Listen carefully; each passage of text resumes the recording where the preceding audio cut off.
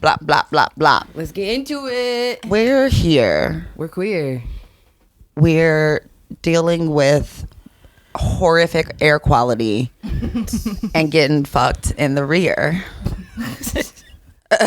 Well, I didn't think you were gonna go that far. I did not think you were gonna go that far. Happy Pride, everyone. I mean, as long as it's consensual, like you do what you do. Right. Only a couple days left of Pride too. Well, Pride is forever. It's true. In our hearts and in our minds. Mm-hmm. I'm gonna set a timer for an hour. Yes. Actually, set a timer for. Or I'll set an alarm for 11, like 11:10. Yes. Gotcha. Because I'm gonna have to break America. Sorry. I'm gonna have to break. I need a little room to break.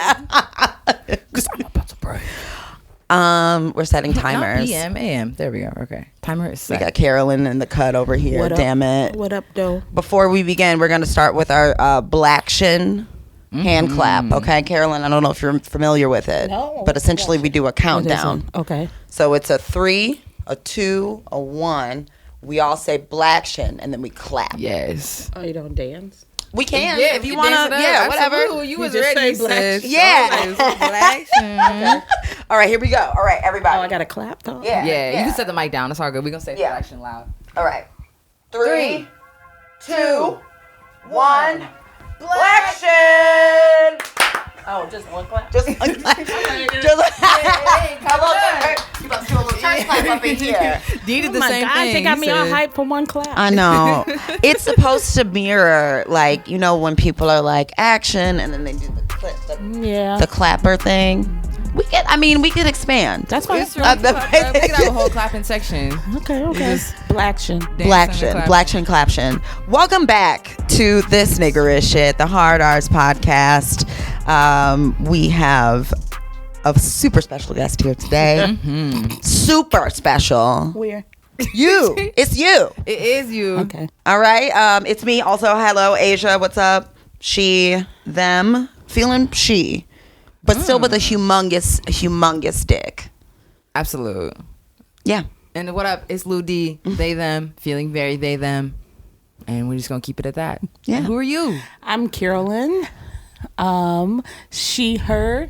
Let's see. What's my... Yeah, just Carolyn from Detroit. Yeah, bad bitch extraordinaire. The one, the only Carolyn motherfucking Baker, baby. Oh, blah, Lord. Blah, blah, blah, blah, blah. Put some respect on her family's name. Do you understand me? If you don't know who General Baker is, you'll be like everybody else in Detroit. Say no. Damn. It's true though. It's true. Like I hate it because, I feel that the city is just like bursting with culture and history and Black history and what your dad did and how your family contributed and still contributes, and the shit you be out here doing is massively impactful in incredibly powerful ways. And I think Detroit gets slept on. I think we really get diminished in the greater conversation around like community care and community work. And I admittedly, before meeting you, I did not know who General Baker was. I don't even remember how we really met. But I do remember I was reading Detroit, I Do Mind Dying. We met through Instagram. Was it through Instagram? I think you reached out to the page on Instagram. And I said, come on over. Yeah. That's so like you too. I can see that. You're like, just come on through. Whatever. Literally. Come on over. Yeah. It was just because the building, like the spot was just opening. Because it was before Detroit, I Do Mind Dying, I think. Yep. And yeah, we were just opening post-COVID, but we had opened pre-COVID. Yeah. Got you. Yeah. That's how we met. Damn. Wow. Instagram. Thanks, Instagram. You did good for something. Shout out. Truly. We love community. Yeah. But thank you for that. Yeah. Just great. Sorry. Yes. I'm sorry. It was a great intro. I needed to, I know she be over here looking like, like Michonne or whatever from, The Walking Dead, but, and it's just all about staying incognito, and I love that. It's great, but hardcore. Yeah. Glad to be here. Yeah. On a side of town that I don't normally come to unless I have, this is further than I have to come to, so. Which is odd because to me, the General Baker Institute is like a hop, skip, and a jump. That's from as far as I go. So isn't it farther than here? Technically? Because off the lodge. We're in the lodge with it. Oh, yeah. Okay. The West. Okay. So, that I guess that does make sense. I'm on the East Side. East Siders don't come West and West Siders don't come East. First of y'all all, bougie over here. That's the wildest shit too. I remember moving here and being like, y'all really don't like go to the other side For what? Like, for really, I guess not for the people. I don't know, because I was like East Side, West Side. I'm out here exploring everywhere. We're working on our people over there. On the East Side. I went to the East Side just to fuck this nigga, and then I brought them here. Oh, you're a traitor. I gotta go. Exposed. The East Side was dope though. Like, honestly, I had a really good time at the East Side. I like how spread out the houses are. I like how it kind of feels a little more Wild West out there. Yeah. Like, you got a little more space to breathe. I'm talking shit. I've lived everywhere. Highland Park. I grew up in Highland Park though. Oh, okay. So I'm truly a Highland Parker. And Yes. then I lived. I caused controversy on Facebook for this. I lived in Southwest, what we call the original Southwest. I cause Southwest is for us, for a lot of black folks, it's over the bridge, over where Marathon is. Over the bridge where Marathon is. See. What bridge? You ain't even been over. Wait. See, that's wait. I'm like, where we at? where Xochimillo's is or whatever. There's that bridge that you can walk across. Not baby. that one. On 75, you go over where the factories are, and where the Marathon refinery. See, y'all ain't been. Oh, I do know what you're talking about. Don't they have the basketball over there or whatever? It's like it looks like a. Yeah. Yeah, right. I was like, is it a basketball? But Yeah. it's not a real. Duh, of course it's Yeah. not. It's like a refinery, and then they painted I it. caused drama just the other Damn, month ago because that's where bitch. my family grew up. No wonder My you got dad- asthma. On Southwest because that's where Southwestern High School was. Oh, Clark Park. That's where Western High School was. Oh, But that's a whole nother black brown. That's a whole debate Interesting. because now Southwest looks different in people's eyes. Southwest Yes. is over the Clark Park area. And Right. all. yeah. Because when Courtown. you thinking bridge, I'm thinking the bridge No. where like Bronner is. That's Yeah. that's the bridge that I was thinking Yeah, of. so there's even an organization. We're not supposed to be talking about this. Okay. Okay, that's so another- anyway. Ultimately, East Side, West Side, North Side, South Side, Detroit big as fuck. We all in the building. Yeah. Huge. Big energy. East Side was crazy though. I will say, every time I went to the East Side and to go visit Lou, I was like, y'all different over here. It's true. Like, the East Side was a different energy. I do think the smoothest niggas come from the East Side. It's though. just Like, why the smoothest- They got a different style. There's They got a different smooth swag. criminals on the East Side. Do you understand? like, and when I'm not talking Michael Jackson. I mean crime. I mean like. See, that's a West Side talk. Yep, that's a West Side. But every time I look on the news, there's something on the West Side. Yo, Yeah, the that's FBI true. just raided a house off That's McNichols in true. Greenfield. Our next door or whatever be blowing up. Our ring little chat. It always be like something's happening. Something's happening. Yeah. Yeah, We get that too, but honestly, y'all make the news. but because East Side is smooth criminal. Yeah. I That's remember true. watching my What? first house burn up over there, and I was like, wow. And they're like, yeah, somebody probably put a body in that abandoned house and then burnt it up. That's I was like, There's somebody from the West Side who drove east and put probably, a. yeah. I'm just saying that's how it Okay, goes. Detroit. Damn, Period. damn, My dad used to Detroit. say back in the day, East Side is where the working class folks were, and West Siders were more bougie. Oh. It makes sense. My family it was from over here, and I mean, hilariously, they would come to find out that working class and bougie don't really. There is no real like line in between it, Yeah. especially when Yeah. you're a nigger. Yeah. But jokes on you. Yep. So yeah, my granddad and my grandma. I didn't know when I first moved into this house that this is where my mom and my auntie and her, like brother, they all grew up over here. Oh, see. And I used to go to the dentist right up the street, and I had no clue. I was like riding my bike, and I was like, that office looks familiar. And then I'm like, wait a minute. Wait a minute. Yeah. Yeah, Yeah, I've it's been here before. yeah, and who else was over here? Fucking Barry Gordy was over here, and all the Motown ass niggas before they moved on to lot bigger See, we things. can do a whole show on the layout of Period, Detroit. yes. Okay, let me stop messing y'all up. Okay, so let's thank you, and we're going would to. be cool. We should People do a would be podcast interested. at the General Baker Institute about No, this shit. We Yeah. could because it'd be It's a some heated mood. debate. It's a mood. It'd Especially be like a between game the of black spades. and brown community Yeah. about Woo, Southwest. that would be a that would be cool good debate. because yeah. Anyway, We need to have that conversation. Mental health check-in. How y'all niggas doing? What's going on? If you want to talk about it. Mental health, body health, what's up? I am Who started? fucking tired. I'm tired. Absolutely. Let us know. Like a mother.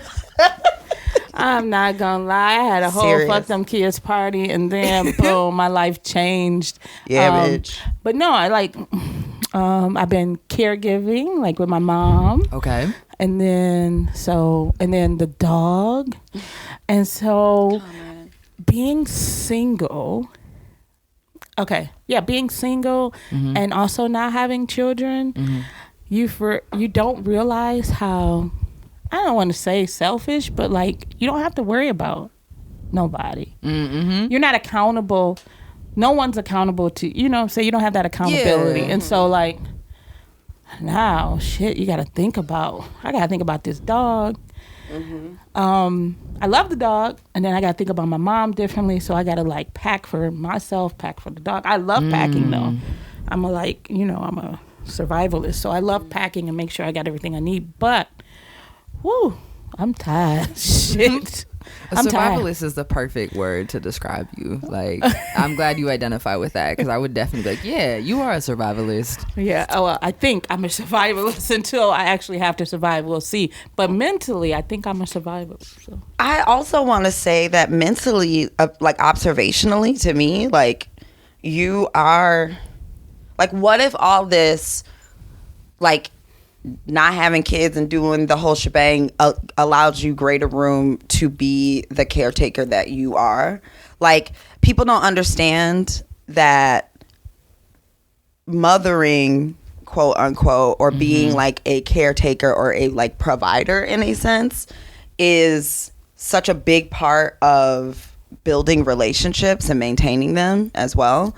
And like some of us are not designed to fucking raise a child and then like give for everybody else. That's automatically kind of like built into what people assume is the role of like a mom or like a whatever. People don't necessarily need to pop a child out they pussy to wind up being like a mom. Yeah, and like definitely. and like it's funny because like you loving to pack things, I grew to learn to love to pack things by carrying a fucking baby around everywhere. Yeah.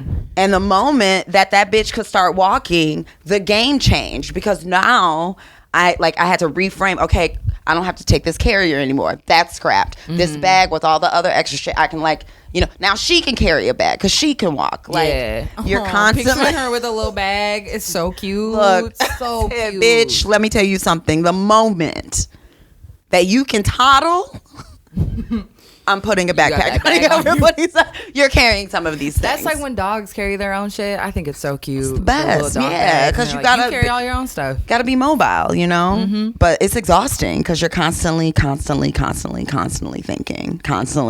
thinking, adjusting, organizing. Yeah, it's such a learned skill too. Like I think that's something that I experienced with like both of us having surgeries is like learning how to be a caretaker, because you really have to like think ahead. You really have to plan for yourself and for things that could possibly happen, and to like plan for the person you're caring for and really get to know them and know their needs and know their routine, which is a whole skill. Because I was And like, talking takes so much energy. I don't like to. So I don't like talking. I just don't. Yeah, like that's real. I've had to talk, and talking. This is probably why I've had failed relations. Well, no, I don't know. I won't go that deep. But like talking is a lot. It is. It takes so Silence much energy. is so beautiful. Yeah, I love it. Silence, like I have grown to really value it. I really deeply disrespected it early on when I was like earlier in my life. I just thought like chaos and like but then I realized, oh no, like I have enough going on up here to fill up every room of this house and be content with that. Talking it takes so much. It takes so much. Sometimes you don't want to talk. Sometimes you just want to be fucking quiet. And I don't think that it's a failed relationship thing or like a bad quality or characteristic. I think that like people don't or not people don't, it would be cooler if people recognized that some people are just quiet. Yeah, but I didn't even recognize that. So that's why I say, like, Right. if I don't recognize it, it's like, Well, I mean, now you know. Now I can express it, like, I'm quiet. I'm quiet. Yeah. It's nothing against you. Right. Nothing personal. I'm not mad at you. I'm just fucking, I just don't want to talk. Yeah, So, that's real. But And I can express that. So. Yeah, and the power of like independent play of like is so important of being able to like experience and participate in silence with other people where you're like, no, it's not awkward. Like we're literally just vibing. Like we don't have to be talking to be engaged. Like we can still do activities side by side or do something together that like doesn't require words. So I feel that. In the movie Pulp Fiction, Uma Thurman sits across from John Travolta in this diner, and they're quiet because he's fucking weird and she's weird. They're both coked out of their minds. Yeah. And she's like, it's something to the effect of like, this is great, like silence. It's great to be able to sit in comfortable silence with somebody. Because it's true. Yeah. So you tired, heard, feel that. You look great. Yeah. You're doing great. Locks are locking. It's Skin is skinning. Length is You just had a surgery, bitch. stupendous. You know? And that's so funny since I forgot I even had that surgery. But yes, I've had a surgery. Yeah. Like a major organ was removed from your body. ho. Yeah. Yes. Yeah. Yeah. You ever just sit back and be like, wow. Yeah. I haven't yet, and I need to. I haven't had my wow moment. I don't think. We'll get into because I all just that. jumped into stuff. Yeah. Real, yeah, because when you just keep going, you don't like have time to reflect on it. Like I feel that also having a surgery where like I have moments of like shadow tit where I'm like, oh, I gotta move this out the way, but then I'm like, oh, there's nothing there, and then I'm like, oh, whoa, I did this thing, and it like catapults me into space. Yeah. But like I wouldn't have those moments if I didn't have to like look down. Where like y'all don't really be looking at your uteruses, you know, because you're inside. So. No, that's real. It's just wild. But I do have to say before we move to that, like I have a new respect for parents. Yeah, not even just single parents, just parents. Because even being in a relationship and being a parent, like, so co-parenting is something too. Because now I know from caregiving, like, oh, you're not answering my text because you don't want to. It's because you're just busy. yeah. And so it's not anything against me. So like I'm like, how do you do that stuff? How do you continue? So I have a new respect for like parents and anyone co-parenting and parenting and and like cohabitate. Like you're just like, God damn. life is lifing, and you're not. It's not that it's nothing personal against me. Like. And so, because there's been some days I haven't looked. They're like, "Why you not answering my?"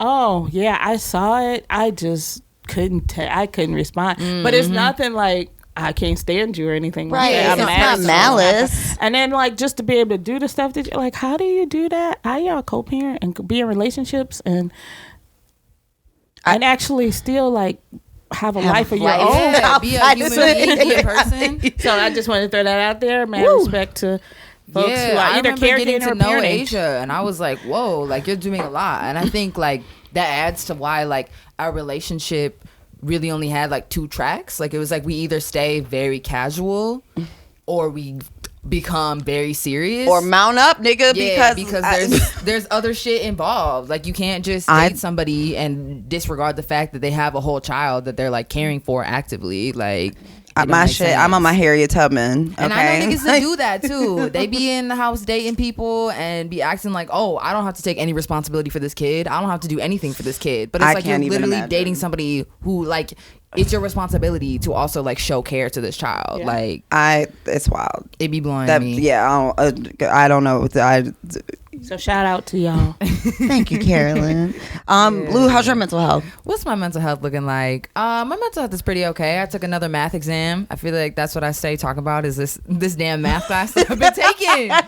Cause whoa, to stop taking school and then to get back in school is a whole another level. And then I see like younger people be like, yeah, I'm taking a full course load and I just finished school, and I'm just like, couldn't be me. Like I got too many other things going on.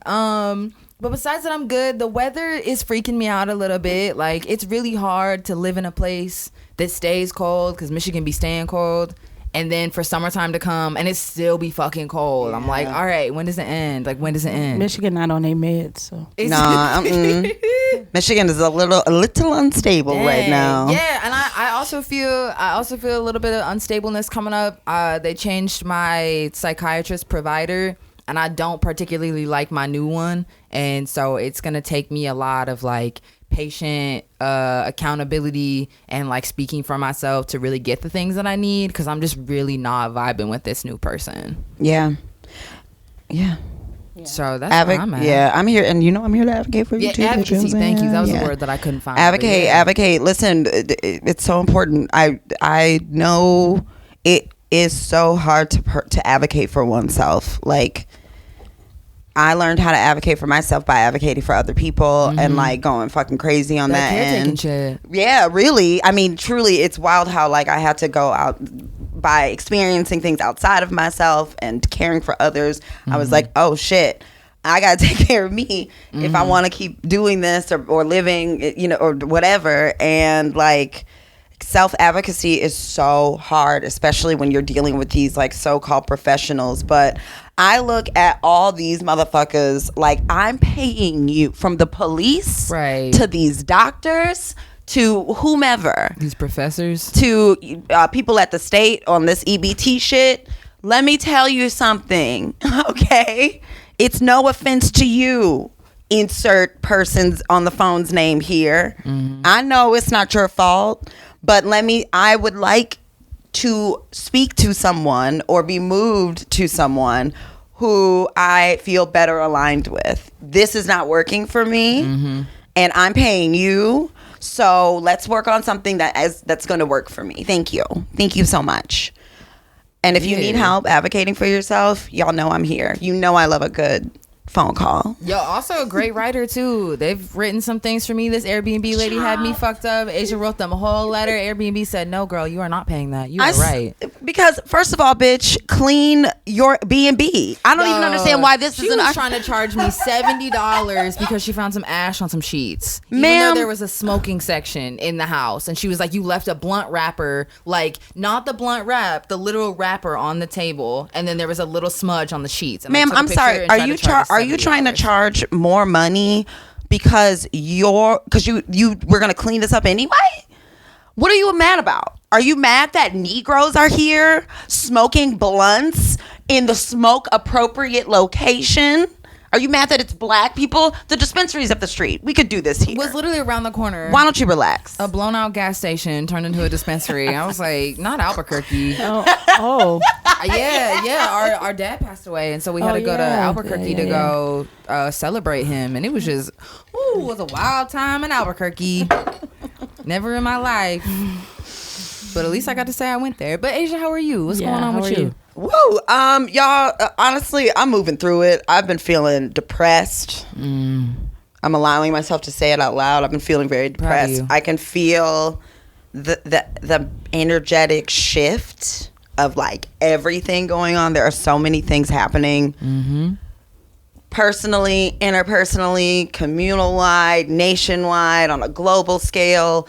Like, fucking whales are tipping on fofos, like dolphins are like shit is happening, and I can feel it. It feels very uncertain, and I inherently don't like that, because I love the illusion of security. And I think I'm grieving the collapse of that illusion. For like, I feel like, and on a socially conscious level, we're being catapulted into some new shit that it's not even unprecedented. It's just that like some shit we ain't dealt with face to face, one on one. I don't know. It just feels wild. Yeah. So it feels like sad, but also like great. But also like, fuck. Totally, yeah. The like repercussions of actions that have been happening. Like, we're finally we're paying our dues. There's consequences happening, and like I'm angry that amidst this very obvious shift in everything, the expectation of capitalism still drives all of the decisions that are being made by individuals, by people. I'm like, these niggas was like, aliens are for real. And all of us are too depressed to be like, aliens is real. We're all like, oh, okay, well, just pile it up on top of the shit that, you know what I'm saying? Right. Like, also, like, we been knew that, okay? Yeah. Surprise, get a That's surprise. Like, I don't know. I feel like I want to see more. I think I would feel more joy in seeing more movement in people. I think my depression comes with the reality that people are just still peopling. Also depressed. Also depressed. Like, we're all just like, fuck. So, you know, I don't know. You know, peace up, 8-Town down. You're ridiculous. Man. Appreciate you sharing though. Yeah.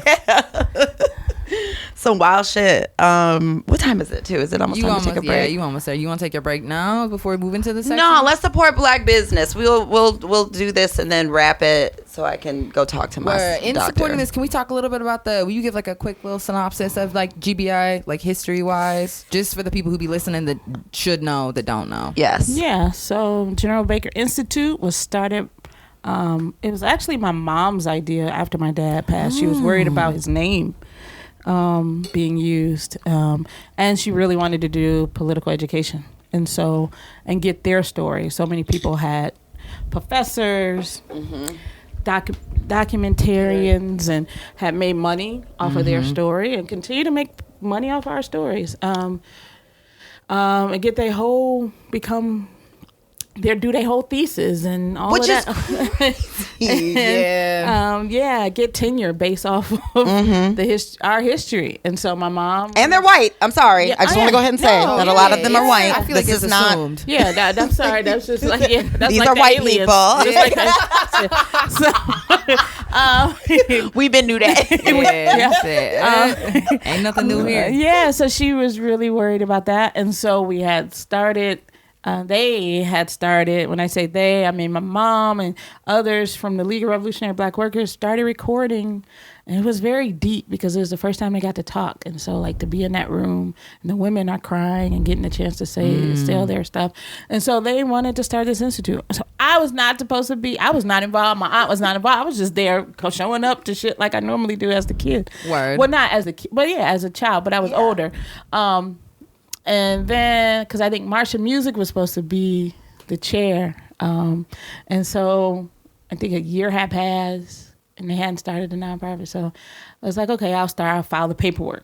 So I filed the paperwork. Wow. Become a nonprofit. And then... and now. Yeah, and now me and my aunt have been like, we were doing classes out of it. So we started initially as a oral history. It was a nonprofit to do a documentary. We still haven't finished that documentary, but we do have videos to get the stories of the League of Revolutionary Black Workers then to now. And so we were doing classes out of right, and then we ended up with a building when the market was low.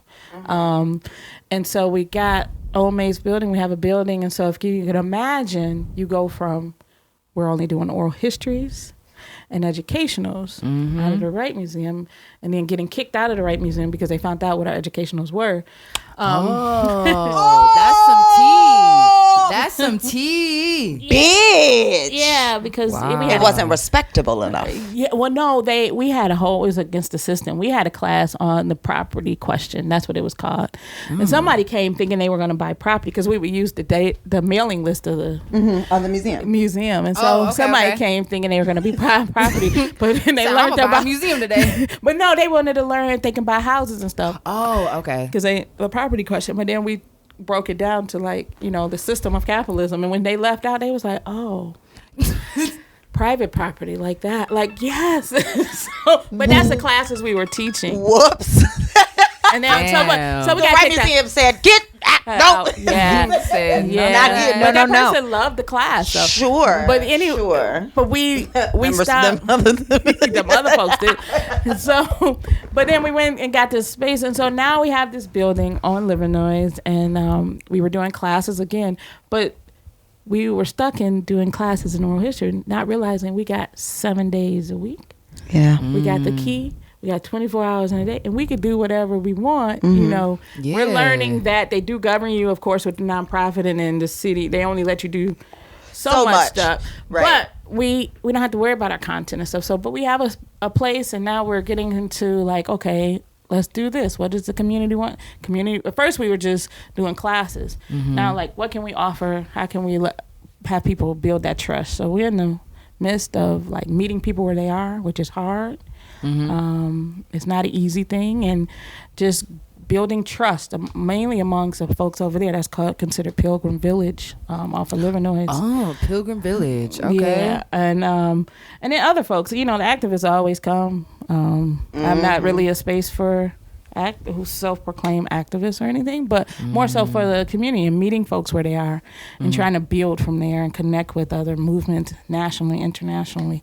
And just tell people there's something outside of Detroit, something outside of the Westside, outside of the Eastside, is something greater than you, and this is not your fault for why you're feeling the way you're feeling. So we're still trying to figure ourselves out, but we're babies in this, and we're gonna make mistakes. We have, and we. Not to say we won't make mistakes coming in the future, but we're learning as we go, and that's the General Baker Institute. Follow us on Instagram. Yes. So TikTok. Yeah, it's the General Baker Institute on TikTok, on Instagram. And it's all one word at General Baker Institute. I'll be sure to put it in the liner notes as well. Please follow them, y'all. We print there. They have a print shop. They have a vast library. It's a space where you can bring your babies. It's a space where you can have your conversations, where you can have they're doing you can co-work. Yeah, yoga. co-work, yoga. I know that they're doing what's that fucking Saturday mornings? What is it? Zumba. Yeah. They have Zumba. Yeah. They offer communal they got Zumba. events. They do movies. Like movies. I be forgetting what we be doing. Yeah, Y'all just did that beautiful the fundraiser, the thrift store pop-up. That was fun. So that was actually fun. In fundraiser, it was actually fun. All my family, cool. The commercials. First time making my family do commercials. So it was so cute. Yeah, we're gonna link all the stuff, y'all. I love this space. I love what y'all are doing. I believe in what y'all are doing. Thank you for letting us utilize your space. That's what it's for. And thanks for letting us we even went in and helped to organize a little bit and clean stuff up and shot a crossbow. Yeah, we shot a crossbow, bitch. Crossbow. Yo, we'll put. Oh my god, we're gonna put the videos in the. Yeah, that's not for everybody. I don't trust all you. Hey, you can't just come in. Carolyn text. I'm not giving you a crossbow. We've been working this minute for a while. Y'all, we're gonna take a little break, skis, and be back with DBJ. I love hearing what you have to say. Oh my god! Wait, where are you going? You going to South Africa? Nearest Distillery. Oh, okay. Yeah. It's owned by black capitalists, but a black woman. It has to be. But no, I'm going. That's the whiskey I drink. And, wait, what does that have to do with Winnie? Yeah, tell Asia the story. With no, Winnie? that's totally different. I was showing Lo where I said I was finally taking a vacation. I haven't taken a vacation. I haven't really. I don't know. I feel like your hysterectomy was the start of your vacation. No, but seriously, before that, anytime I traveled was for work. I'm talking about pre-COVID. Oh yeah. Oh my gosh. So yeah, I haven't just gone somewhere that's non-political, non-work related. Right. Just for funsies. Just before for my just dad for the passed. Damn. Whoa. So wait, was that mid 2000s? 2014. Damn. So you haven't traveled in a minute. For you. You ain't done shit since 2000. So what you telling me? Listen, hey, America. And even then, I was traveling. I guess that was work because I was traveling for basketball. I used to coach, so we were on the road for AU. Of course, you were a basketball coach. Basketball Jones. We got the basketball Jones. I got a state championship over here. Yeah, I'm assistant coach at Inkster High School. We had state championship. Yeah, y'all don't know the Carolyn story. Y'all know Carolyn of General. Right, I always tell people y'all don't know me. I'm trying to see Carolyn Baker. I'm trying to hang out with old CB. You know what I'm saying? I want to see you in coach mode. Oh no. Did you have shorter locks? I didn't have locks. What? Whoa. Some CB with no locks? Bitch, what? Also, for a nigga that don't like to talk, wait a minute. For a nigga that don't like to talk, what was coaching like?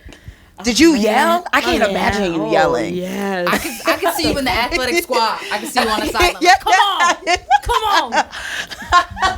Yeah, I can see the squat. Bro. for sure. Oh, it's a hard squat. Were you a suit wearer? Did you wear suits? We had to when I coached at U of M Dearborn. Yeah, I will. Oh, U of M Dearborn. Yeah, Cool. I was assistant coach at U of M Dearborn. And then I coached AAU, and I coached high school. I coached at Inkster High. Okay. I coached, AAU. We did a lot of traveling as the Nike team. Shout out to the Crossovers. I coached that. Hey. Bitch. Yeah, we would travel. You would be a I hung bomb out with coach. like Pat Summit and them when we were drinking and smoking at the casinos, the Final Fours, and Whoa. yeah, we coached. I coached. What a different Are you life. into basketball still? Like, do you watch? No, I had. I merged the lives. This is totally off subject. Am I supposed to be holding the mic? But Yes. I merged the lives recently. I think the most revolutionary thing that we did at the General Baker Institute to this date was we had one of my former players reached out to me, and she coached at Renaissance now. Oh, cool. And so they had their sports banquet at GBI? At GBI. What? Yeah. Wow. Yeah. So I think for me that was the most revolutionary thing that we've done. Wow. Like to have high school students in a space like that and to have all those folks on the wall. Wow. Yeah. What Yeah. a beautiful like space to come into and be like, you can be anything. Like when I go What to a GBI, I feel like I can be mindfuck, anything. Yeah. Dude, So though. Like, I that's merged, and then right after crazy. that same day, it was the.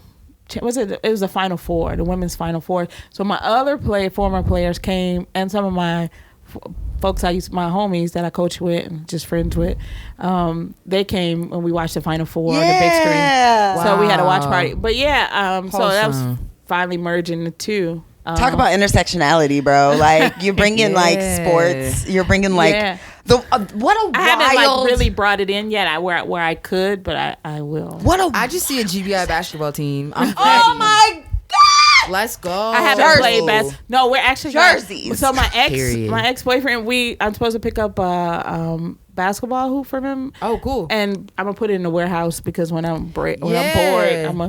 actually it's gonna be a fundraiser. We're gonna be like, you got to play the house or whatever. Oh, I can't say that. That's gambling. But like, yeah, you're gonna shoot. Whatever. You can shoot baskets. Yeah. You get not for money, yeah, we're gonna shoot baskets as a fundraiser. bro. That's such a sweet. crazy Yeah, I intersection. used to coach. I don't coach anymore. I stopped coaching after my good friend passed. I'm sorry. We lived together, and we coached together, and we actually raised my. I'm not even supposed. We're going into personal it. I raised my cousin Justin. I raised him in Southwest when I lived in the house in Southwest, across the bridge. I'm By the being such marathon. an ass. And he went to and so we lived together. And then he got sick. He died of colon cancer. Damn. Oh, And, I'm sorry. But how old was he? Like 30? Oof. Not even, Dang. 34. I don't know. We were young. We were like co-parenting and everything. Yeah, that's who I used to hang out. That was my homie, like my brother. And I stopped coaching after that because I realized like I could have been married. I could have had children. I started like regretting everything. Like I'm like taking out care of other people's kids. And it was like I was real. Oh, well, this would take us right into it because like I went through that phase. Like I want to have children.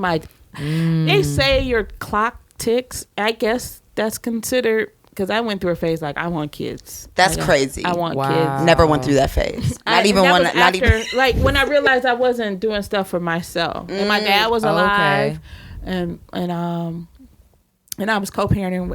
After he passed, but I was like, I didn't spend all this time raising other people's kids, and I haven't taken time for myself, and so he passed, and then I started like. This is about to be. I started when I had sex. I'm like, okay, we could do. I was very panicked before having sex, I would be like, "Are you sure you didn't come in me? You sure? Are you positive?" Like I would freak guys out all the time. I had so many guys tell me like I was so afraid to have sex with you because what if I nutted you? You know what I'm saying? Like what if, you know what I'm saying? Like what if one made it? But it was also my parents. They was like, you're like Marion Kramer and General Baker's daughter. I don't want to, like, I can't. I gotta make sure. Damn, they said stakes are high. Yeah, stakes are high. Yeah, it was so bad, and but I was like frantic. But then like I got freer after because I was like I had a plan for myself. I was gonna be a college coach. I was gonna travel, and then I was gonna get married. But I was gonna have to find a guy who was okay with me being a coach and traveling. Yeah, it was like that movie, Love, or what is it? Love and Basketball. Yes, absolutely. One of the most toxic movies. Yes, because when she said "play me for your heart," he fucked her up. Then he started dunking on her. Goddamn. Said, damn, that okay. shit was brutal. Damn. She was out here exposed. This nigga was with Tyra He posted her Banks. up. He posted her up. Dunked on her ass, crossed her over. He said, everything. "Bitch, pass me the rock." She said, play me for your heart. I got you. Damn. Dunked on her ass. Nigga.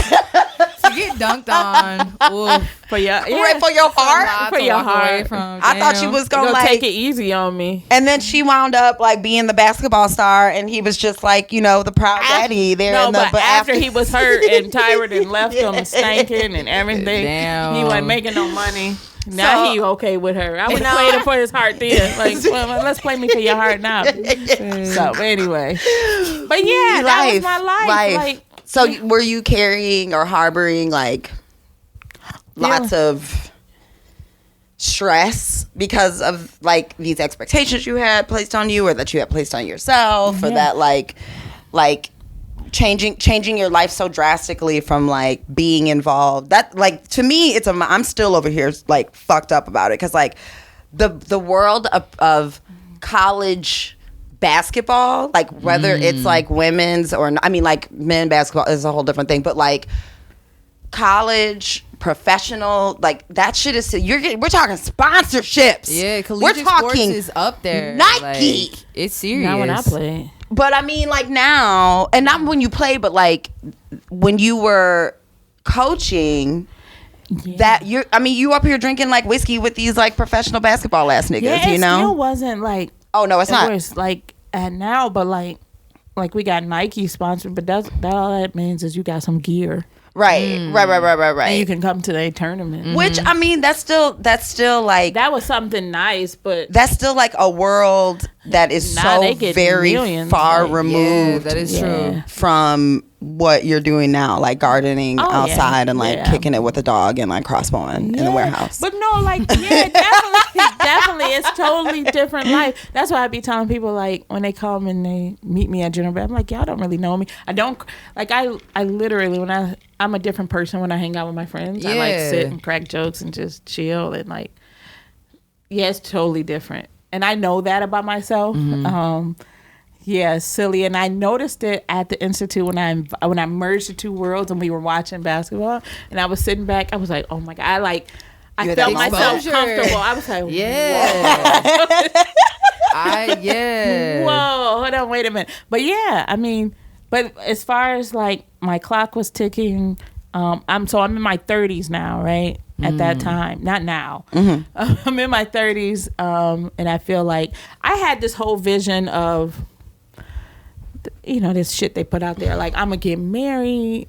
I'm gonna build a family, have a family, and all of that. And so I did it backwards. And then I'm gonna have a house.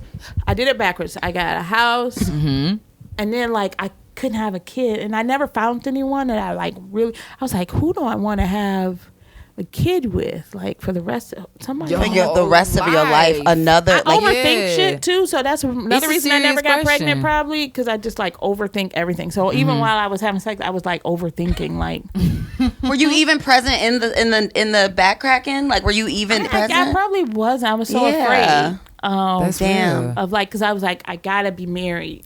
My parents never said any shit like that. I just want y'all to know, I never came from a house that when it was like, oh, you gotta be. No, I put that shit. That's how I can come from a revolutionary house, right, and Have some then traditional ass values. yeah, but that's what happens though. Listen, you know what winds up happening? I swear, truly, is that like the adverse, right? Like, like I imagine Riley growing up and being like, I want to go to Yale, and I'm like, Totally. I'm like, let's smoke down, brother. Like, yeah, you got into Yale, you know, like the adverse happens, but then you live long enough. Like once you live long enough, you come to understand that like these traditional values are rooted in the shit that your parents chose to walk away from, like, because they did it. They probably had traditional ass, you know, values coming up, not necessarily in the same way that like, you know, conservative traditional, but like black traditionalism, black like black like, family, respectability yeah, you know what I'm politics. saying? Like that's why these niggas came up in the 70s and 80s fucking just, you know, in bell bottoms and like fucking smoking weed and shit and like fucking power to the people, because they were the adverse, they were the response to a lifetime of respectability politics.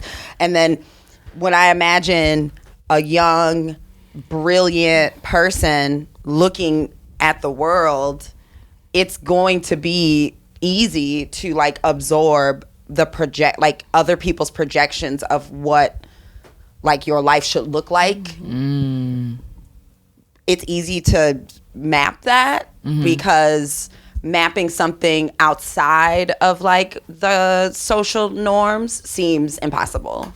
Yeah, because you've never seen it before. Like, you're not used to being like, oh shit, like this is possible. Because you're not used to seeing it or experiencing it. So like, yeah, no, I think it's so funny that like your parents definitely, nobody ever said that, but it was like projected onto you socially and even like subconsciously, unconsciously, that like this is what it's got to be. It's going to be like A, B, C, D, E. Yeah, and it's interesting to hear you talk about like the clock ticking, because like I've never felt that feeling before, but I also haven't reached my 30s yet, and I feel like this is a feeling that like it seems like it comes up in that range where you're like, okay, like it's giving very much like, what do I do next? And the traditional of that is like, oh, raise a family, have like a baby. But it's interesting to see you like, even though you're not like raising a traditional family per se, like you do caretaking as a family member. Like you participate in the intimacy of like the family structure, even though it's not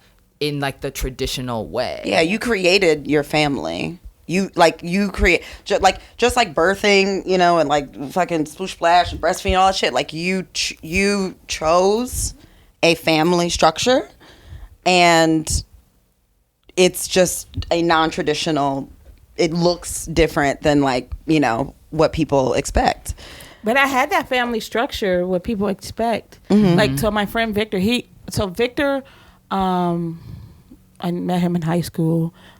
He lived with me in middle school. But like, so him and I raised my cousin like during high school, like, and we lived together in the house. And so like that was like a traditional, and we like would whoop his ass when he got his bad report cards and done shit like that. So we was like really co-parenting together. That was so interesting. But then that wasn't enough for me, right? Okay. I wanted, what would my seed look like? Right. But even, see, my seed, that was how I was thinking. Yeah, because that's a whole nother thing. It's like we don't give ourselves the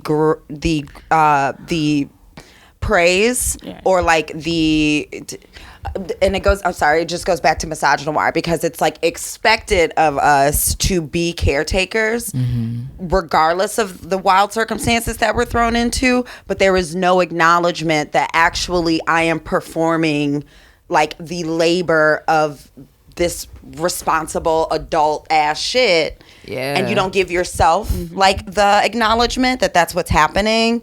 You're kind of forced to twist it into, it's not valid until it comes out of my vagina. And that's crazy, because 99% of the time, like I just know, like we in black family structures, we have like fake aunties and fake cousins, and we have all of these things. Got a ton of those. Okay, all right, all of these people who are put into positions of like caretaking and authority, right? But it's not mommy and daddy.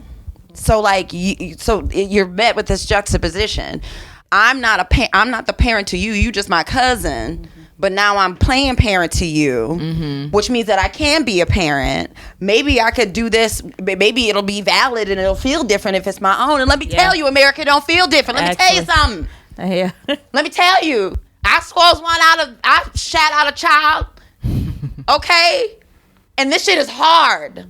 It's just as hard as as like caretaking for. It is hard because you're responsible for another person that can hold you accountable. Period. Yeah, they can hold you. I love that you said they can hold you accountable, because that's something that, like, you know, being fresh into parenting, like about almost hitting year 2, is like, that's the scariest, most striking thing, is that like the person you are caring for like holds you accountable because they depend on you. They're like, they don't expect things from you, because expectation, I feel like it feels like a fantasy. It's like depending, where they're like, no, I need you. Like, you signed up for this and you looked me in my face and said you were gonna do these things with me, and like, where are you? Like, I need you to do that. And that like accountability is what makes it like so sacred and so special. It's a reflection of you, dog. Like, you can tell the care that you pour into something based off of like how it is responding, how it is acting, how it is engaging in the world, right? Like, and that Riley didn't need to tell me like, you're being a dumb bitch, you know, like out of her like baby gums, for me to acknowledge that I was being a dumb bitch and like being irresponsible, you know, at certain points or whatever. Like, that level of accountability is wild. And like, yeah, it's interesting to hear that there was this plan, that like you had this clock ticking. And then I started having like, I didn't start having sex. I was having sex with the intention of having a child, I guess. Oh no, wait. Let me back It's like up. a baby baker. So maybe. Like some Lion King shit. Before I did that though, I did go to the doctor.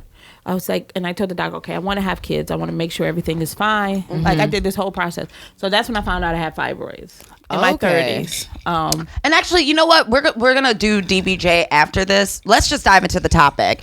Hysterectomy City. Ha! You're looking at 2 hot-blooded American fucking vaginal carriers that have no wombs. Give a round of applause. Round. Ow, ow. Hey. All right. Okay. All right. Uterusless and pussy full. The shit's still yanking. All right. And it's ain't stanking. It's yanking. Okay. Carolyn had a partial hysterectomy. Did you have a full hysterectomy or a partial hysterectomy? Okay, so I still need to know, what's a full? Okay, so a full hysterectomy is the removal of like everything. We're talking uterus, ovaries, and the fallopian tubes. Everything's yanked on out. A partial hysterectomy is either the removal of simply the uterus or the ovaries. Okay. With the and you still have your uterus. So, okay, so I think you had a partial. had a partial because everything is gone except for my ovaries. Right. You wanted to maintain, Okay. you want to keep your ovaries. I wanted my sex drive. Yeah. Yeah, you didn't want to go through menopause. Yeah. Right, and I didn't want to go shit more dry. so I wanted my sex drive. Yeah. To be honest with you. Yeah. Like, that was, Yeah. Hormones are wild Gotta too. have Like that. Yeah. people don't realize, or rather, I won't even say people. I didn't realize like how serious the endocrine system is. This shit is so serious, guys. it's so serious, and like the maintenance of like your emotions and your ability to think, even. So like, what did you have? I had a partial hysterectomy, so I too kept my ovaries because I was like, I'm too young to be hot flashing. You know, like I'm not ready for that. I'm not ready. I needed you to keep that sex drive.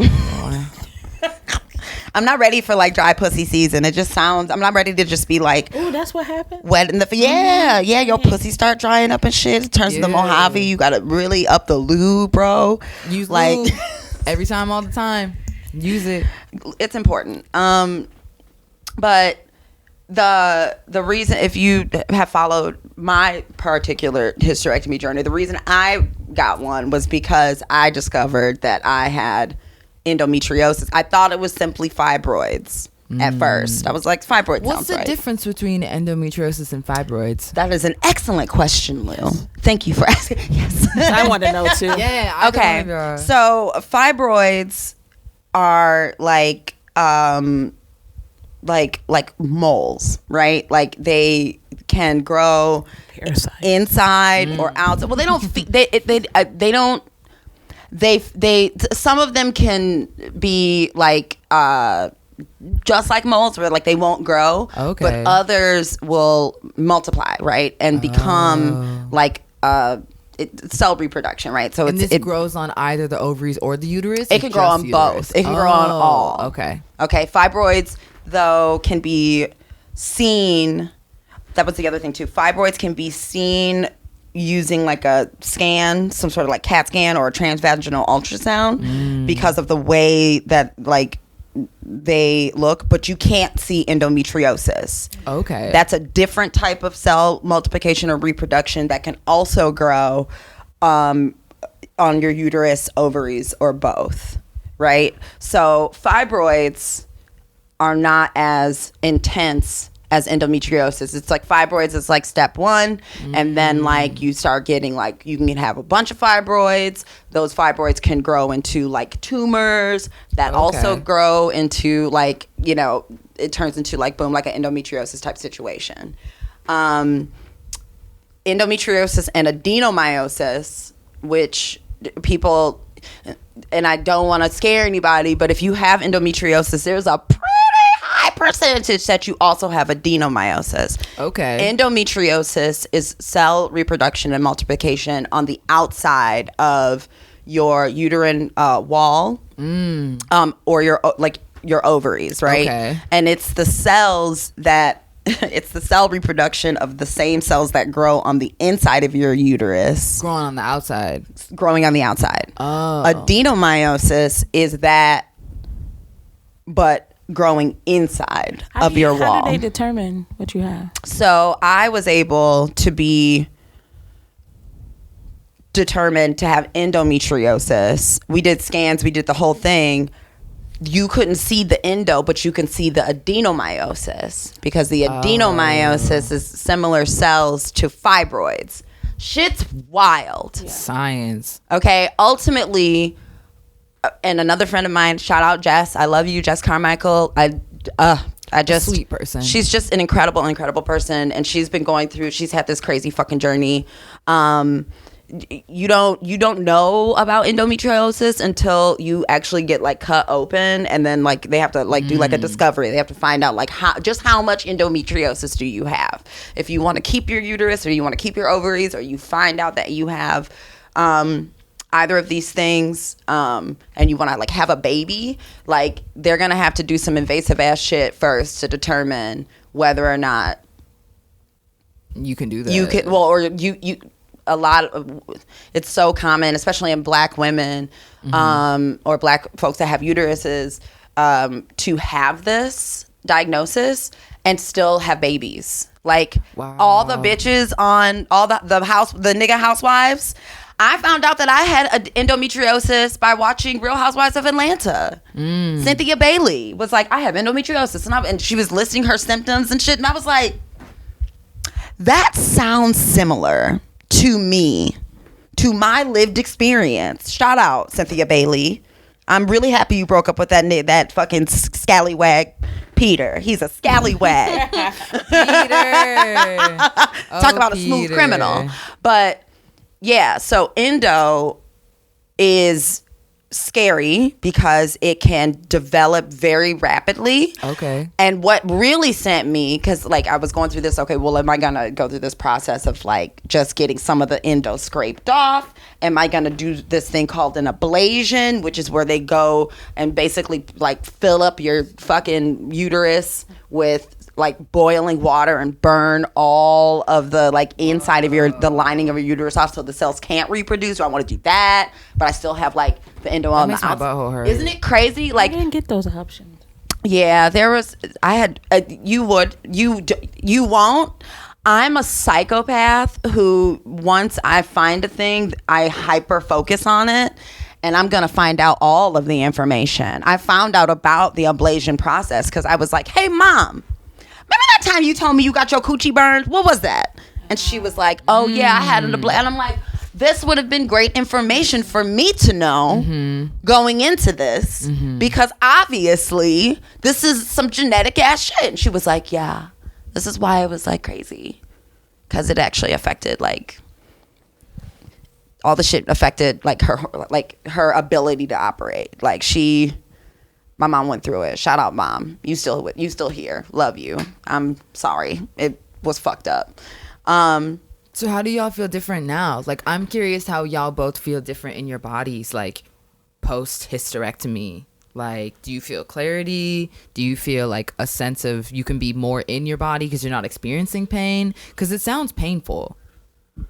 Yeah. Carolyn, I mean, I want to hear what Carolyn has to say, because if you've listened to the podcast, you've listened to me talk about my shit forever. I'm so curious as well to know, like, making the choice to do it as opposed to not, like, yeah, how do you feel? Because I know for me, as soon as I found out that like endometriosis could break off and start growing other places in your body, whoa, I was like, we're yanking it. Take this and cut. Well, yeah, I found out I did have, only from my paperwork, that I had endometriosis too. So, okay. But I didn't know. Sick. I didn't know bitch. that. Yeah, you were sick. Right. This hoe was like, oh yeah, I just passed out. I have a high tolerance of pain. But no, so I had the first surgery because I wanted to have children. So I had fibroids removed. Oh, okay. In my 30s, yeah, I had fibroids removed. So you had the invasive. I don't even know what it's called. Okay, so wait. So you found out that you went to the doctor because you're like, yeah, I'm fucking. Maybe I could have a little baby Baker. Let's check this out. And this is when my dad was sick, and I was really panicking. That was another thing. Yeah, you were like, what? Because all my sisters had kids. Too. All my sisters had kids. Oh, and I was like, I'm the only one. Yeah. Damn bit. First of all, we're doing a documentary on like the life of Carolyn Baker. Honestly, God truly, damn. We gonna shoot it. I'm ready, bitch. Excuse me. Absolutely ready. So okay, so you go to the doctor. Doc's like, you got fibroids. You're like, bet. He's like, let's take them out. My iron was at 7. We didn't know why my iron was low. This is when I was working in Ann Arbor. Yeah. Okay, so you have fibroids removed from your uterus. I had one little piece that was in the uterus. Most of them were outside of the uterus. Outside of the uterus. Okay, so you did that, and then I started having sex, and then not like immediately. Like, yeah, not immediately. But that wasn't. That was. Was that invasive? No. Oh. Was it laparoscopic? Yeah. Okay. Yeah. Okay. Cool. So yeah, and then I'm like, okay, this ain't working. And I think most of it was stress. And then I didn't know also, this is lack of knowledge. They always say, yeah, if you have sex, unprotected sex, you'll end up with a kid. So I'm thinking, boom, I had sex. I didn't know I had to line it up with my cycle. I didn't know. There's like a whole thing. Right. I didn't know all of that. Like, and I'm in my 30s, like not knowing that. Like, okay, well, I had sex, ain't nothing happened. So, yeah. So I had that surgery and never had a child, which is a blessing because the person that I had a kid with, Jesus. But so blessing, things happen for a reason. But and then. But you were still feeling.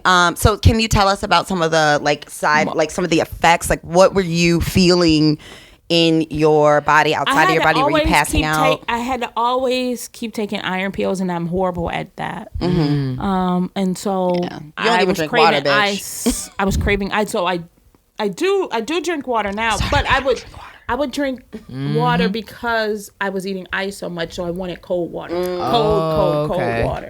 And I would just chew ice all the time, and that let me know my iron was low. And also.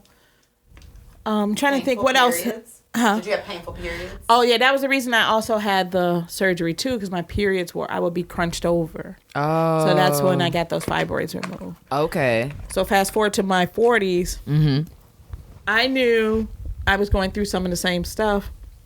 I had very long cycles. Okay. So, and I was very heavy.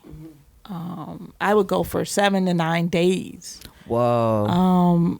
And then eating ice like crazy. That Okay.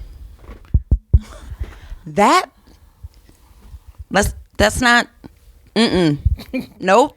And we're talking always with wings. Long, Yeah. Long, Wow. overnight. Yeah, long and strong. That's a hem. I You're. can wear 2. Wow, you That's just a bleeding hemorrhage. heavy. You are hemorrhaging. Yeah. That is.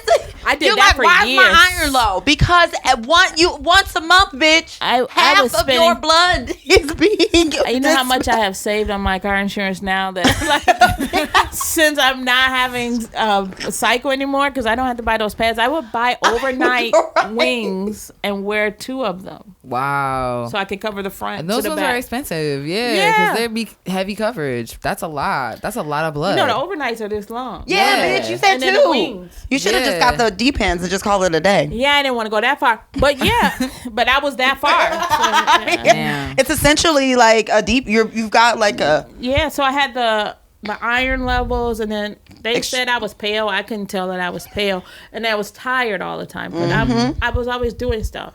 But then I guess over the holiday, this past holiday, like my iron levels were so low, so 6. They were worried What about are me iron going levels supposed to be? 12.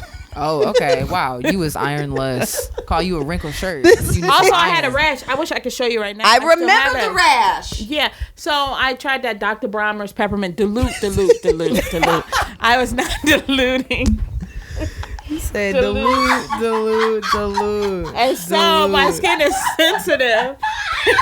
You just over here burning up. Just Man, so burning. I can tell where I showered, where Yeah. I put it, because I got a rash here. Carolyn. Yeah, I put it on my face. So I had a rash on my forehead, a rash Dang. here, right? And then on my back, because you know when you wash, you can only wash like Yeah, right you got here. the top part. So I had a rash right here. Nigga, you Dang. was fucked up. And You it's- was fucked Dilute. Please dilute. But anyway, and I couldn't heal. That's the fucked up part. She's dying.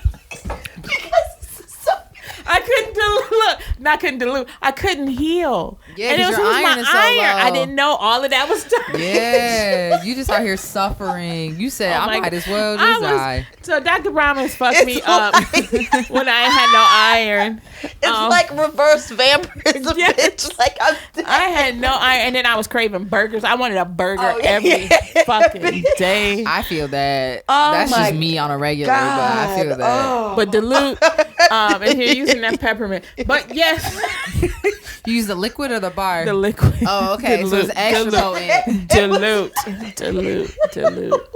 I know it feels like. I think dilute. before dilute, like let's check on our iron levels. Let's pH check on our levels, skin. pH. Like Because you that know, strips What's all your going pH. on? But I use Dr. Bronner's peppermint in my. Dilute. I did it in my booty hole one time. I didn't know. It was in somebody's shower. I was like, yeah, it's gonna be fine. When I tell you, like, from my booty hole to my front holes, like, just my gooch was like, Said, it's fresh in here. Said, man, I felt it's like my open. cheeks chewing gum. I felt God open. damn. I felt like my asshole dove into some like 5 gum. Like it was just Just ass first into the commercial. Absolutely. It was a lot. So dilute. Yeah. Dilute. but no, so that's why. And then so I That couldn't shit heal. is crazy. I actually this rash could not heal because that's why I literally burnt myself like with the Yeah. Dr. Brahmers because I couldn't heal. I didn't have iron. I was craving meat like crazy and yeah, and then I had to go for blood transfusion. Okay. Infusions, and then I couldn't get an infusion appointment. I had to get an emergency blood transfusion appointment, and so I was doing that while I was going to. People didn't know, like, yeah, I was going for those all the time to get my iron level just to a 11, Wow. and so I had to have like 2 infusions and 1 transfusion to get to an 11. Yeah, to get to an 11. And so, like, they were concerned that I was going to go into cardiac arrest because my iron was so low. Oh my God, that's terrifying. I didn't know your iron. That and was your over heart the would, break. like- That was over Christmas. Okay, I remember you taking those. I remember you being really tired, and I remember you saying that you had to go get your blood transfused. I remember this because I feel like I saw you that week. Yeah. And Wow. so that's how. And then I had a white doctor who just wouldn't listen. At the same time, she wanted to try birth control. So they put me on birth control. Wow. And it made it worse. Yeah, I bet it did. Your hormones are like, what again? I started bleeding for hell? I started bleeding for 15 days. I started bleeding for 15 days on that because I did not want birth control. I wanted a hysterectomy. Yeah. And I researched through TikTok University. Totally. About hysterectomies. Too. And I was like, get your shit yoinked. Yeah, I didn't find out my mom had one till I had mine. Oh wow! Hey, black mothers, if you're listening, go ahead and give your family let people know what the fuck is up with you, ho. Do you know how many elder black women have hysterectomies? Until I had mine. Bitch, when I went to the doctor, like pre-hysterectomy, I had to go get blood work or whatever. My blood work person, black woman, she was like, I had a hysterectomy in 1989 and I have not looked back. And I said, wow. And she was like, I was going through all sorts of crazy periods, da-da-da-da. And I'm like, I bet your black ass had some endometriosis shit and nobody was listening to you or believing you. Yeah. And you had to go and do what you had to do, which is wild. Yeah. Who even knows, who even knows what your one story is? This is Carolyn's one story. That's why I'm over here laughing and to not cry, because it's literally insane. These people will have you running around in circles over something that is so common but so quiet. The fact that you didn't have the knowledge, the fact that the only reason I had the knowledge was because I had to do all this crazy research and turn into a mad scientist and advocate for myself and shit. That's crazy. There's nothing normal about. And that white doctor wouldn't give me the hysterectomy. Of course not. Wow. And then I called, because I used to teach pre-K and all the doctors, and so I called one of the former doctors that I used to teach, who is an OB, but she does high risk pregnancy. I said, I need a black doctor. That same day she said, I got somebody for you, and that's how I got the black doctor. Hell yeah. And the black doctor listened to you. As soon as I walked in, she said, so when do you want to do this? Period. The same day. That was my experience as well. Yeah. I had white doctors. I had white male doctors. I had a family white male doctor for years. This nigga did not listen to me. The birth control, the whatever. I ended up had Riley, got an IUD. That was cool. Had to take that one out. Got a new one. They changed the sauce. Something happened. I don't know. But my body rejected that shit. I could tell that saying periods, awful, crazy hormonal shifts. I was having suicidal ideations. I was scared for my life because I was I could really do a flip.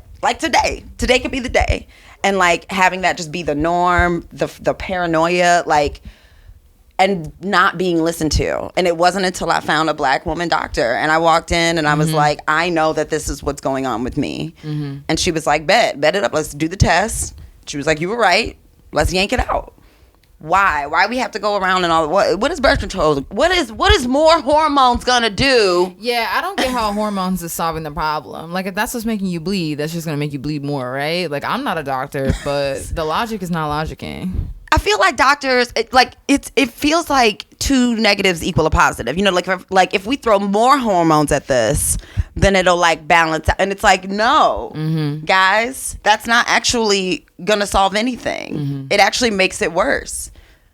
So you have to go through all this shit.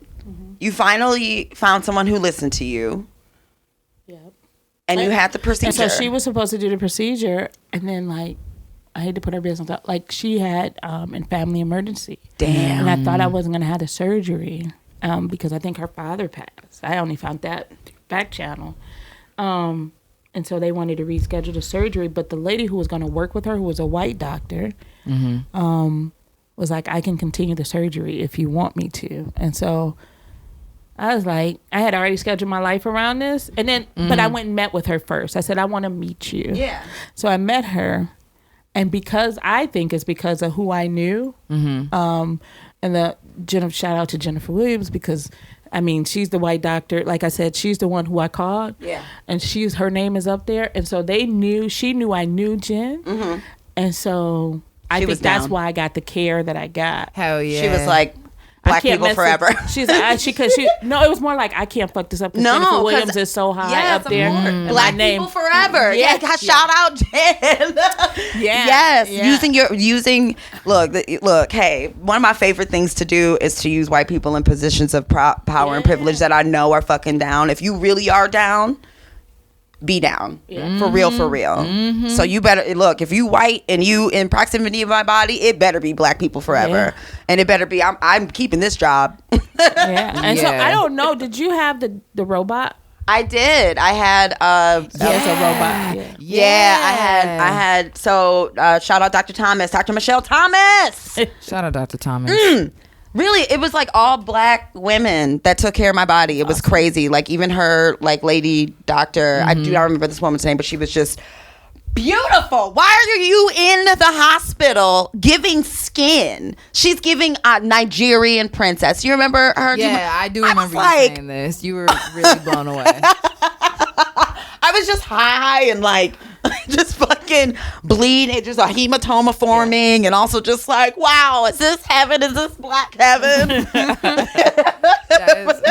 I had the robot arm, so it was a partial lobotomy assisted with a robotic R2D2. Yeah, it was some robot shit. It was crazy, and coming up out of it, I thought it was how many hours? I don't know, Lou, how long, what happened? You were in there for a long time. I don't know how many hours. It had to be a handful, but it was wild. Yeah. I couldn't tell you off rip. How many hours was yours? Do you remember? 5. It was supposed to be 3. Oh, okay. So it was be 3 too. So if it's over 3, they told me they would cut me longer because you're inverted, I guess. Oh. They had told me because of the blood. They got to make sure that the blood's not flowing and so pumping. They want to make sure your body can handle it and you don't end up high blood pressure, I guess. I don't know. They got to check to make sure your body can handle it. So I was, inverted. And so it's supposed to be 3 hours.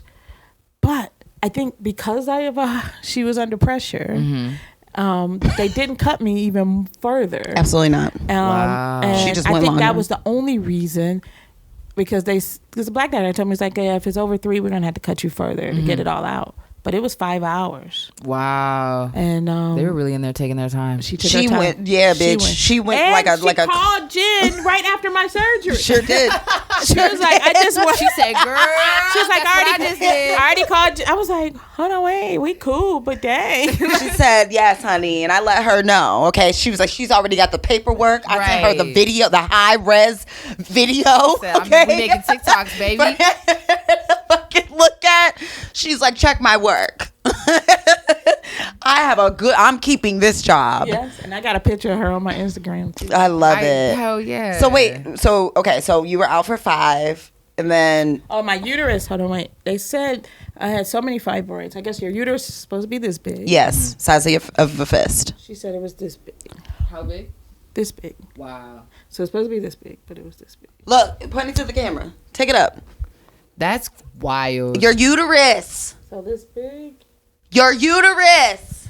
Yeah. Just in there, just bloated and unhappy. With fibroids. Just fibroids. Yeah. That's why I said they're parasites. That's why I said they're parasites. They like, are. Yeah, because they're just babies kids. They don't die. They multiply. Exactly. They babies kids. We don't die. We multiply. It's so scary. Yo, the fact that your shit didn't fuse together either is insane to me. Because that's another thing. That's another like horror show that we can like route that we can go down. Yo, people's cell growth has their shit fused. Jess, my friend Jess, her shit is fused together. Oof. Sometimes people can have endometriosis for so long that like, and it's hard. It's like scar tissue, right? Like it like just hardens your whole shit out. Yeah, I'm just really proud of y'all. I'm very impressed that y'all were able to like take autonomy over your own body and really assess what was going on and then like fight for the right to get it taken out. Because like, especially being people who like, you still can have kids, and especially like looking young, like y'all be looking young as fuck. And I know that in medical professions, like especially if you look young enough to have kids, they don't want to take that from you. Oh my God. Even though like it's your body and you know what's right for you.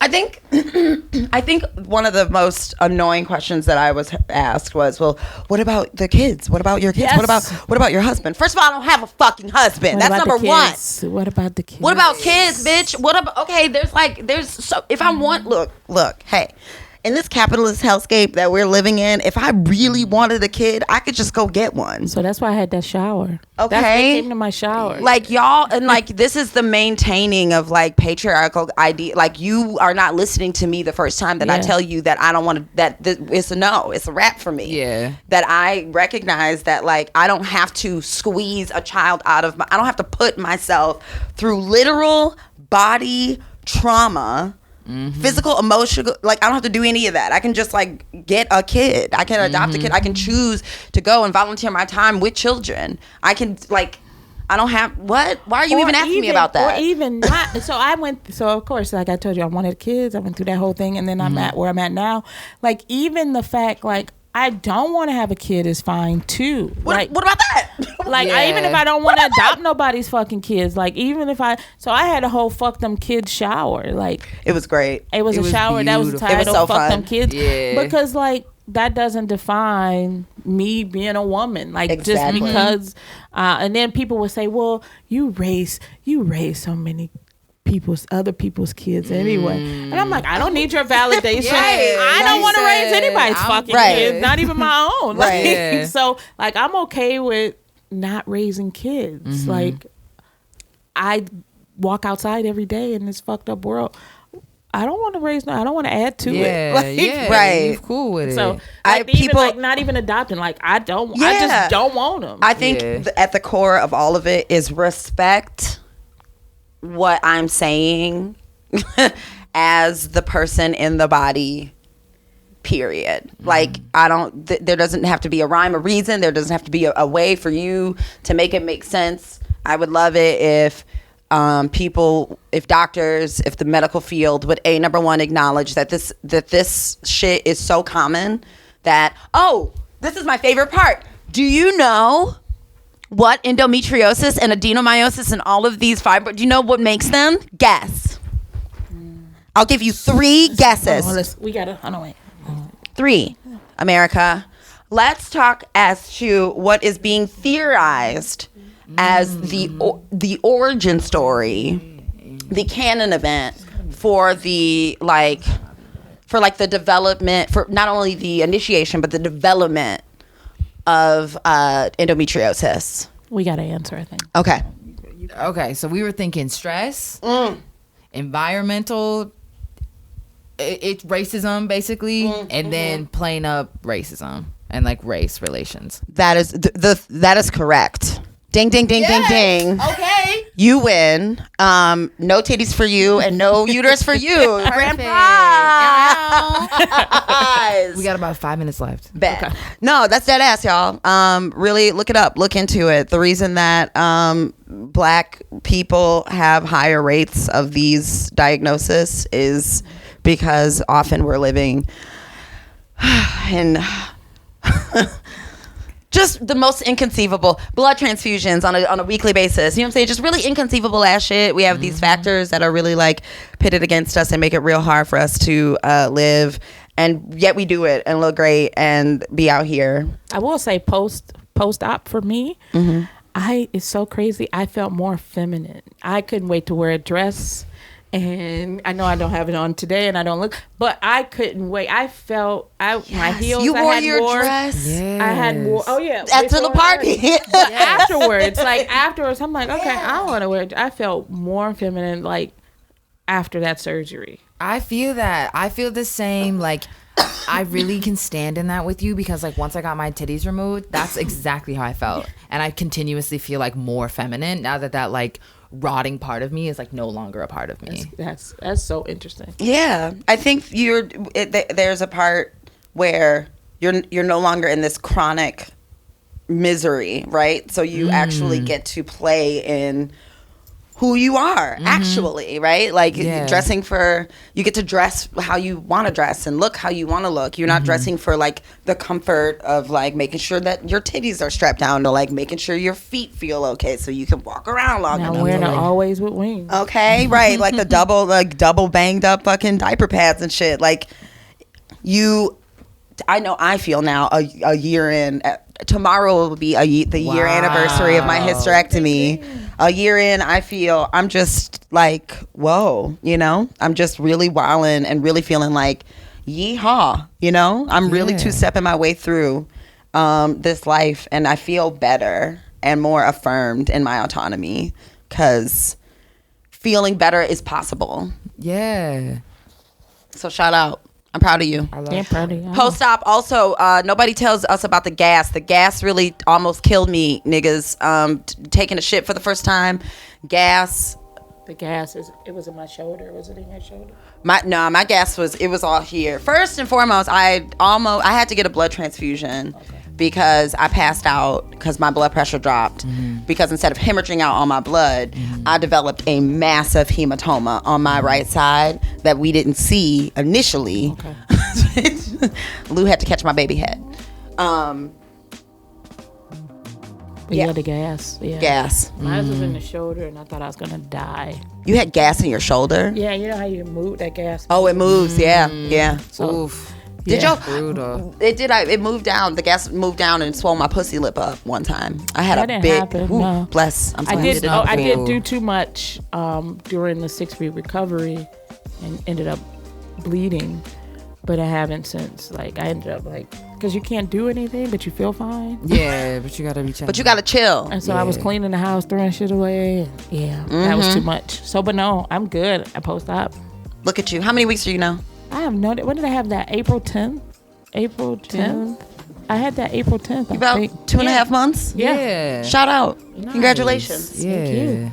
Really, truly. And shout out to you. Shout out Thank y'all to for you. having me on here. Thank you for coming, Carolyn. We just love you. Oh my gosh, I told y'all so much. You did. Cut all that shit.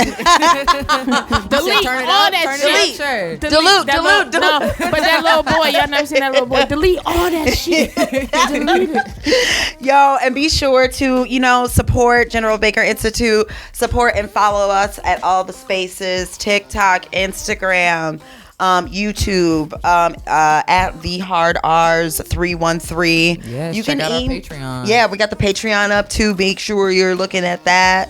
And check out General Baker Institute's Instagram. They be doing movies. They have trade night where you can learn. Yes, exactly.